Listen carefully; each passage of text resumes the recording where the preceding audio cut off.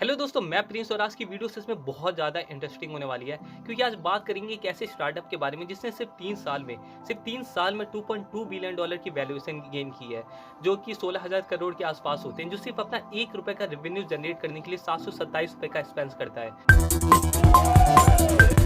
Baby, you're my CVV. I am your OTP.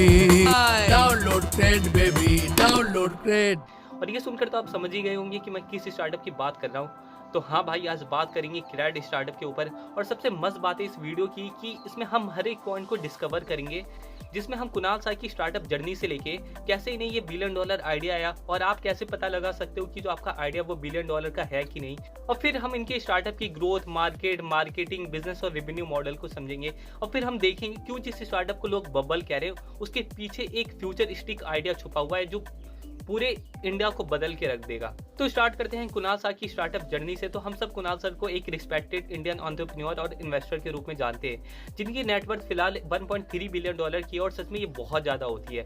लेकिन ऐसा हमेशा से नहीं था। जब ये 14 से 15 साल के थे तो इनकी फैमिली की फाइनेंशियल कंडीशन बहुत ज्यादा बेकार थी और उस समय ये बहुत ज़्यादा पैसा कमाना चाहते थे ताकि ये दिन इन्हें दोबारा देखने को ना मिले। इसलिए इन्होंने बचपन से ही रिकॉर्डेड मूवीज, सॉन्ग ये सब बेचना स्टार्ट कर दिया था। डाटा एंट्री जॉब करी और फिर उन पैसों से अपना खुद का साइबर कैफे खोला, जिसके कारण ये सिर्फ 17 साल में फाइनेंशियल इंडिपेंडेंट हो गए थे। फिर फैमिली के फोर्स करने पे इन्होंने विल्सन कॉलेज मुंबई से फिलोसफी में बैचलर डिग्री ली।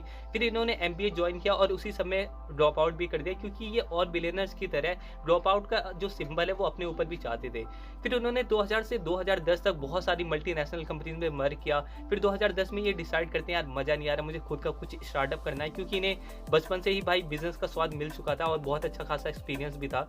तो फाइनली 2010 में ये अपना खुद का स्टार्टअप फ्रीचार्ज स्टार्ट करते हैं। आपने इसका नाम जरूर सुना होगा। एक समय ये बहुत ही फेमस स्टार्टअप था, एक बहुत फेमस प्लेटफॉर्म था जिसमें आप metro card, gas, electric bill और बहुत सारी चीजों का ऑनलाइन पेमेंट कर सकते थे, जिसमें आपको बहुत ही एक्साइटिंग ऑफर और डिस्काउंट कूपन मिलते थे। फिर 2015 से 2018 तक वाई कॉम्बिनेटर, सिकोया कैपिटल और टाइम ग्रुप जैसी बड़ी इन्वेस्टर फर्म में एज ए एडवाइजर काम किया और फाइनली 2018 में ये अपना खुद का क्रेड स्टार्टअप लॉन्च करते हैं। और इन्होंने अपने एक इंटरव्यू में बताया कि मैंने बहुत सारी कंपनीज और स्टार्टअप में इन्वेस्ट किया था, लेकिन जो मजा मुझे खुद के स्टार्टअप फ्रीचार्ज को ग्रो करने में आया, जो मजा उसके अप एंड डाउन साइड देखने में आया, वैसा मजा किसी भी स्टार्टअप या कंपनीज में इन्वेस्ट करके बिल्कुल भी नहीं आ रहा था।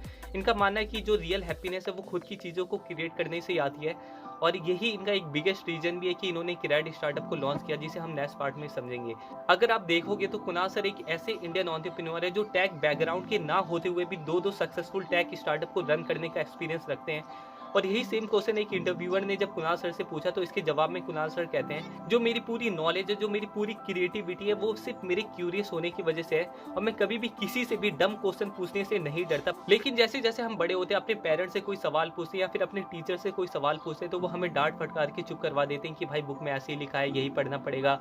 और जो इससे क्या होता है कि जो हमारी क्वेश्चन पूछने की एबिलिटी होती है वो बहुत हद तक कम हो जाती है। जो हम क्यूरियस होते हैं वो बहुत हद तक मार दिया जाता है। लेकिन अगर आप सच में किसी चीज को लेके क्यूरियस हो, आप कुछ जानना चाहते हो, तो ये सिर्फ आपकी रिस्पॉन्सिबिलिटी है, क्योंकि आज हमारे पास ऐसे बहुत सारे रिसोर्सेज है। आपके पास गूगल है, आपके पास यूट्यूब है, जिसमें आप सिंपल कीवर्ड सर्च करके दुनिया की सारी नॉलेज और इन्फॉर्मेशन का एक्सेस ले सकते हो। और शायद यही कारण है कि जो most of the self made billionaire होते हैं वो खुद की अंडरस्टैंडिंग, खुद की क्यूरियोसिटी के कारण बनते हैं, ना कि किसी फॉर्मल एजुकेशन से। तो बात करते हैं अपने सेकंड पार्ट की कि कैसे नहीं ये बिलियन डॉलर आइडिया आया। तो मैंने बताया था 2015 से 2018 तक ये एज ए एडवाइजर काम कर रहे थे बड़ी बड़ी इन्वेस्टर फर्म में। तो ये उस समय अपनी वाइफ के साथ वर्ल्ड टूर भी कर रहे थे, क्योंकि जो इन्वेस्टमेंट का काम है जरूरी नहीं है कि आपको ऑफिस में बैठ के करना है, रोज आपको ऑफिस जाना है, आप कहीं पर भी घूम के कर सकते हैं। तो इन्होंने देखा कि जो वहाँ की डेवलप कंट्री है वो कितना ज्यादा सिस्टमैटिक वे में वर्क कर रही है। मतलब कि वहाँ के जो गैस स्टेशन है, जो पेट्रोल पंप है, जो वहाँ की सुपर मार्केट है, वहाँ पर कोई कैशियर ना होने के बावजूद भी लोग अपने बिल को पे कर रहे हैं। और फिर इसी चीज से इंस्पायर होकर इन्होंने सोचा क्यों ना एक ऐसा प्लेटफॉर्म डेवलप किया जाए जिसमें लोग अपने क्रेडिट कार्ड बिल को टाइमली पे करें और उसके बदले उन्हें कुछ रिवॉर्ड या फिर कैशबैक दिया जाए। क्योंकि अभी तक ऐसा कोई भी प्लेटफॉर्म नहीं था जो लोगों को timely credit card bill pay करने पर कुछ रिवॉर्ड या गिफ्ट दे। और हर एक क्रेडिट कार्ड यूजर की कुछ बेसिक प्रॉब्लम होती है, उन्होंने इसे भी सॉल्व करने के बारे में सोचा। तो जैसे कि जिन लोगों के पास क्रेडिट कार्ड होते हैं, मल्टीपल कार्ड होते हैं, उनकी हमेशा एक प्रॉब्लम रहती है कि वो किसी काम में बिजी होने के कारण या फिर याद ना आने के कारण अपना क्रेडिट कार्ड पेमेंट करना भूल जाते हैं। तो क्रेड प्लेटफॉर्म यहाँ पर क्या करता है कि आपको व्हाट्सएप, ईमेल और क्रेड नोटिफिकेशन की हेल्प से हमेशा ये रिमाइंड करवाता रहता है कि अब आपके बिल पे करने का समय नज़दीक आ रहा है, जिससे हमेशा यूज़र को याद रहता है, क्योंकि अगर वो भूल जाता है तो पता है आपको क्रेडिट कार्ड की तरफ से बहुत ही हाई इंटरेस्ट रेट चार्ज लगता है, लगभग 30 से 50% का लग जाता है और इसे पे करना बहुत ज़्यादा पेनफुल एक्सपीरियंस होता है। और जो दूसरी बड़ी प्रॉब्लम थी वो थी हिडन चार्ज की। कई बार आपके क्रेडिट कार्ड पर बहुत सारे हिडन चार्ज लग जाते हैं और इन सारी चीज़ों को हर समय मैनुअली चेक करना पॉसिबल नहीं हो पाता। तो क्रेडिट कार्ड क्या करता है, ये सारी इन्फॉर्मेशन अपने क्रेडिट प्लेटफॉर्म पर ईजिली आपको प्रोवाइड करवाता है। तीसरा है कि आपकी कितने ज़्यादा एक्सपेंसेस हो रहे हैं, कितनी ज़्यादा EMI कट रही है, आपकी सारे ट्रांजैक्शन की रिपोर्ट क्रेडिट आपको इजीली अपने प्लेटफॉर्म पे प्रोवाइड करवाता है। तीसरा है कि आपकी कितने ज़्यादा एक्सपेंसेस हो रहे हैं, कितनी ज़्यादा EMI कट रही है, आपके सारे ट्रांजैक्शन की रिपोर्ट क्रेडिट आपको इजीली प्रोवाइड करवाता है अपने प्लेटफॉर्म पे। और हर एक ट्रांजैक्शन जो आप क्रेडिट प्लेटफॉर्म से करते हैं उसके ऊपर आपको बहुत ही कैशबैक, रिवॉर्ड और क्रेडिट पॉइंट मिलते हैं और आप उस क्रेडिट पॉइंट का बहुत सारी कूल चीज़ों को खरीदने के लिए यूज़ कर सकते हो, जैसे फ्लाइट टिकट, कपड़े, लैपटॉप, शूज़ और बहुत सारी चीज़ें। इनके क्रेडिट स्टोर पे 1000 से भी ज़्यादा ई-कॉमर्स स्टोर और ब्रांड के साथ टाई अप है और शायद यही कारण है कि आज क्रेडिट इतना ज़्यादा सक्सेसफुल हो पाया है, क्योंकि आपको उस चीज़ के ऊपर रिवॉर्ड मिले जो आपको करना ही करना है। तो भाई हर कोई तो क्रेडिट प्लेटफॉर्म यूज़ करेगा ही करेगा। और एक ज़रूरी बात, आप क्रेडिट प्लेटफॉर्म सिर्फ जब भी यूज़ कर सकते हो जब आपका जो क्रेडिट स्कोर है मिनिमम 7 से 50 से ज़्यादा हो, और ये सच में बहुत ज़्यादा ज़रूरी है, जिसके ऊपर हम बाद में बात करेंगे। अब बात करते हैं कैसे पता लगाए कि आपका स्टार्टअप आइडिया $1 बिलियन है कि नहीं। तो 2016 तक कुणाल साहब अपने फ्री चार्ज स्टार्टअप की वजह से बहुत ज्यादा फेमस हो गए थे। इन्हें बहुत सारे प्लेटफॉर्म पर अपनी स्टार्टअप जर्नी को साझा किया, जिसमें योर स्टोरी, इंक टॉक और दी वायरल फीवर जैसे बड़े चैनल्स हैं। तो जब मैं इस क्रेडिट स्टार्टअप के ऊपर रिसर्च कर रहा तो मैंने इनका एक बहुत ही अमेजिंग इंटरव्यू देखा था, जिसमें ये अपने डेल्टा 4 थ्योरी बिजनेस मॉडल को इंट्रोड्यूस कराते हैं। तो क्या है डेल्टा 4 थ्योरी, इसको एक एग्जाम्पल के थ्रू समझते हैं। तो पहले क्या होता था, जब आपके पास ओला उबर जैसे स्टार्टअप नहीं थे और जब आपको कहीं जाना होता था तो आप बाहर निकलकर रोड पर धूप में इधर उधर घूमकर अपने लिए टैक्सी बुक करते थे, जिसमें आपका बहुत ज्यादा टाइम वेस्ट होता था। कहीं जरूरी काम से जाना हो तो फिर वहां पर लेट हो जाते थे, फिर उसके ऊपर पैसों के ऊपर बहस करो, फिर ड्राइवर के बारे में कुछ पता नहीं, उनका बिहेवियर भी कितनी बार सही नहीं रहता। तो फिर यहाँ पर ऊबर ने इन सारी प्रॉब्लम को समझा और इस पूरे प्रोसेस को कंफर्ट और एफिशिएंट बनाने के लिए इन्होंने एक ऐसा प्लेटफॉर्म डेवलप किया जिसमें अब लोगों को बाहर निकलकर टैक्सी बुक करने की जरूरत नहीं, पैसों के ऊपर भी कोई बहस नहीं होनी और हर एक ड्राइवर वेरीफाइड होता है। तो भाई सेफ्टी की भी बिल्कुल चिंता करने वाली बात है नहीं। अगर आपसे कोई बोला जाए कि इन दोनों सिनेरियो को देखो और अपने कंफर्ट और एफिशिएंसी के बेसिस पे इन दोनों सिनेरियो को रेट करो 10 में से, तो आप इनको कितनी रेटिंग दोगे? बेशक जो दूसरा वाला मेथड है वो पहले वाले से बहुत ज्यादा कंफर्ट है। पहले वाले सिनेरियो में हो सकता है कि लोग 10 में से 2 या फिर 3 नंबर की रेटिंग दे, लेकिन डेफिनेटली सेकंड वाला जो सिनेरियो है बहुत ज्यादा कंफर्ट है और लोग इसे 10 में से 8 या 9 नंबर तो देंगे ही देंगे। और ये जो दोनों का डिफरेंस अगर 4 से ज्यादा हो जाता है तो डेफिनेटली आपका जो स्टार्टअप आइडिया है वो $1 बिलियन आइडिया है और ये आपको बहुत ज्यादा वेल्थ क्रिएट करके देने वाला है। और आप ऊबर की वैल्यूएशन तो जानते ही है, $84 बिलियन के अप्रोक्स है। यहाँ पर डेल्टा 4 थ्योरी का सिंपल मीनिंग है कि डेल्टा का मतलब चेंज और 4 का मतलब दोनों सिनेरियो के बीच में 4 से ज्यादा का डिफरेंस होना चाहिए। लेकिन यहाँ पर ये क्वेश्चन उठता है कि आखिर आप कैसे पहचानोगे कि आपका जो बिजनेस मॉडल है वो डेल्टा 4 थ्योरी पे वर्क कर रहा है कि नहीं। तो इसको सिंपल से समझाने के लिए मैंने इसको 2 हिस्सों में डिवाइड किया है। पहला है आपका जो स्टार्टअप आइडिया है वो इरिवर्सिबल होना चाहिए। अगर मैं इसका आपको एक एग्जांपल दूं तो आप IRCTC का एग्जांपल ले सकते हो। तो पहले क्या होता था, जब आपको ट्रेन टिकट बुक करनी होती थी तो आप स्टेशन पे जाते थे, बहुत लंबी लाइन में लगते थे, फिर जाके टिकट बुक कर दे और ये बहुत ही ज्यादा पेनफुल एक्सपीरियंस होता था। तो यहाँ पर IRCTC क्या करता है, लोगों को इस हद तक वैल्यू प्रोवाइड करवाता है, उनके कंफर्ट को इस हद तक ट्रिगर कर देता है कि लोग चाह के भी इनके प्लेटफॉर्म को छोड़ नहीं सकते। आप घर बैठे ट्रेन टिकट को इजिली बुक कर सकते हो। और आपने देखा होगा कई बार IRCTC का जो प्लेटफॉर्म है उसमें बहुत सारे एरर आते हैं, ट्रांजैक्शन में प्रॉब्लम आती है, कई बार उनके सर्वर सही से चल नहीं रहे होते, बहुत सारी प्रॉब्लम आती रहती है। तो क्वेश्चन ये उठता है, क्या आप इनके प्लेटफॉर्म को छोड़ के स्टेशन पे टिकट बुक करने चले जाते हो?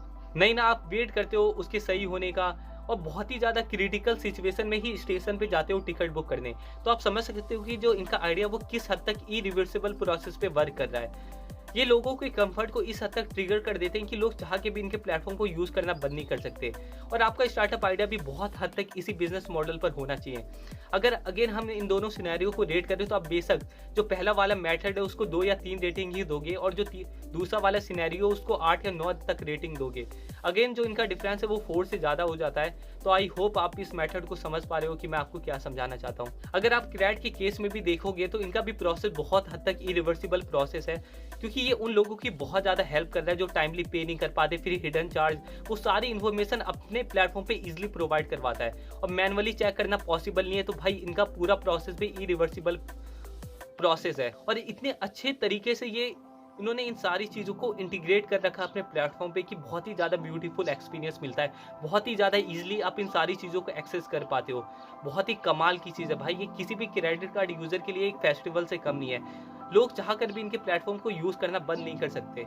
और जो इनका सेकंड पॉइंट है वो है यूबीपी, यूनिक ब्रैग वर्दी प्रोपोजिशन। तो सेकंड पॉइंट तो आप नाम से समझ गए होंगे, यूनिक का मतलब है आपका प्रोडक्ट यूनिक होना चाहिए, आपका आइडिया यूनिक होना चाहिए, जिसके बारे में लोग ब्रैग करने लग जाए, मतलब एक दूसरे को शेयर करने लग जाए, खुद ही एक दूसरे में वायरल कर दे। जैसे एक एग्जांपल लेते हैं ट्रू कॉलर का।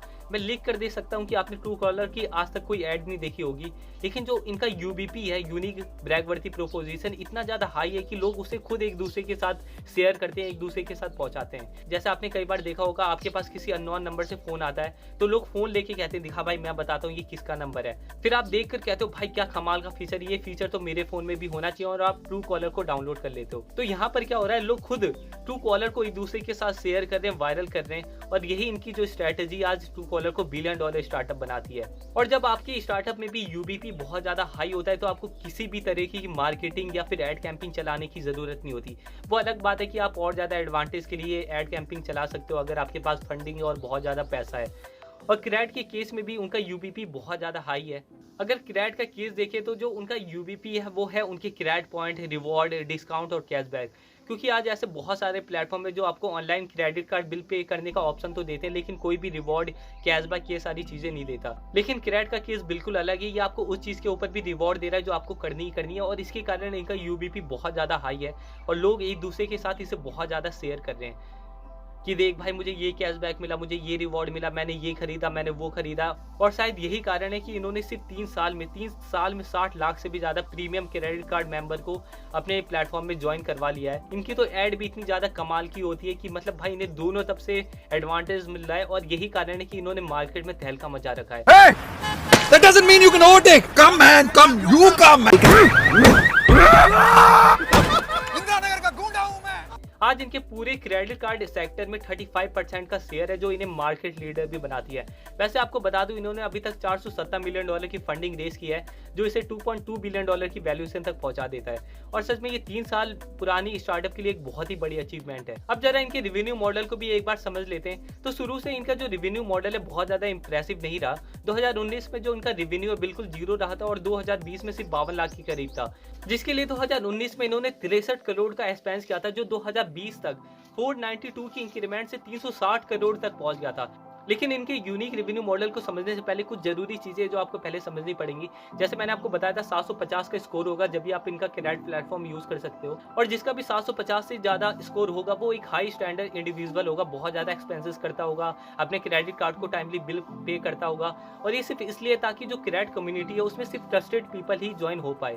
अगर मैं बात करूं, इंडिया में 60 मिलियन से भी ज्यादा क्रेडिट कार्ड यूजर है, जिसमें से सिर्फ 20% यूजर का ही क्रेडिट स्कोर 750 से ज्यादा है। ये एक स्पेसिफिक नीश में वर्क कर रहे हैं जहां पर ये हाई स्टैंडर्ड यूजर का प्रीमियम डाटा कलेक्ट कर रहे हैं, जो कि इंडिया की one of the most valuable user में से एक है, जो एजुकेटेड है, ट्रस्टवर्दी है और एक्सपेंसेस भी करते हैं। और आपको एक बात और बता दूं, जो ये प्रीमियम डाटा कलेक्ट कर रहे हैं वो किसी भी स्टार्टअप के लिए एक गोल्ड माइन से कम नहीं है, जो किसी भी बिजनेस या स्टार्टअप को बहुत ही ज्यादा रेवेन्यू जनरेट करके दे सकता है। अब यहाँ पर क्वेश्चन ये उठता है, अगर आपके पास भी एक ऐसा हाई स्टैंडर्ड प्रीमियम डाटा मौजूद है तो आप किस किस तरीकों से अपना रेवेन्यू जनरेट कर सकते हो।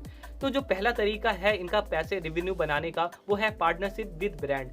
तो जो आपको क्रेडिट पर क्रेडिट पॉइंट मिलते हैं, आपको वो कहीं तो खर्च करने होंगे, तो इसके लिए क्रेडिट पर 1000 से भी ज्यादा ब्रांड लिस्ट है, जिस पर आप अपने क्रेडिट पॉइंट की हेल्प से डिस्काउंट या फिर बहुत सारी चीजें खरीद सकते हो।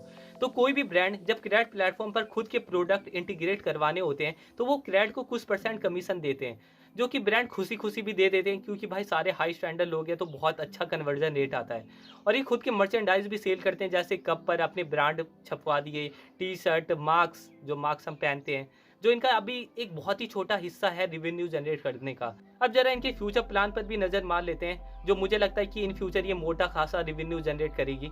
तो कुणाल सर ने अपने एक इंटरव्यू में बताया था कि जो क्रेड एक फिनटेक स्टार्टअप नहीं, एक लाइफ स्टाइल स्टार्टअप है। तो मुझे लगता है कि इन फ्यूचर ये बहुत सारी चीजों में टारगेट करेगी, जैसे कि लोगों को लोन प्रोवाइड करवाना, इंश्योरेंस प्रोवाइड करवाना, इन्वेस्टमेंट और उनके पोर्टफोलियो को मैनेज करना, या फिर उनके टैक्स को फिल करना। जिस तरीके का अभी इन पे डाटा है ना, लगभग ये हर एक चीज में एंटर हो सकते हैं।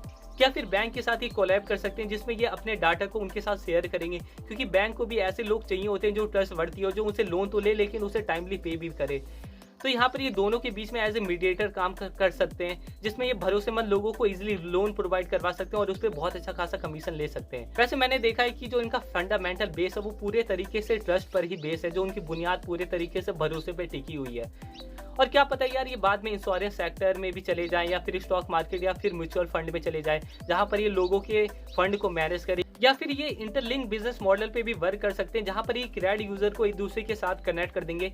जैसे किसी के पास कोई अपार्टमेंट है और वो उसको रेंट पे देना चाहता है, तो बेशक आप कोई भरोसेमंद आदमी ही ढूंढोगे, तो क्रेड आपको एक दूसरे के साथ कनेक्ट कर सकता है, जिससे ट्रस्ट और पेमेंट दोनों में ही प्रॉब्लम नहीं आने वाली, क्योंकि भाई वो भी बहुत ही भरोसेमंद आदमी है।